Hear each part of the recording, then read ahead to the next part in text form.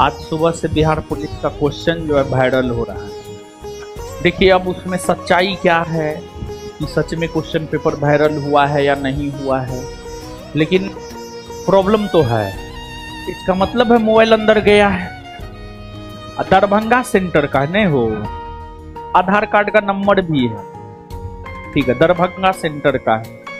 तो ये सब नहीं होना चाहिए और हमको ऐसा लगता है गड़बड़ी तो हुआ है। अब गड़बड़ी कम हुआ है या ज्यादा हुआ है, ये जांच का विषय है। क्योंकि आप 12 बजे से एग्जाम ले रहे हैं, 9:30 बजे से आप एंट्री ले रहे हैं और 10:30 बजे से एंट्री बंद है, तो फिर इसके बावजूद मोबाइल चल कैसे गया? आज सुबह से बिहार पुलिस का क्वेश्चन जो है वायरल हो रहा है।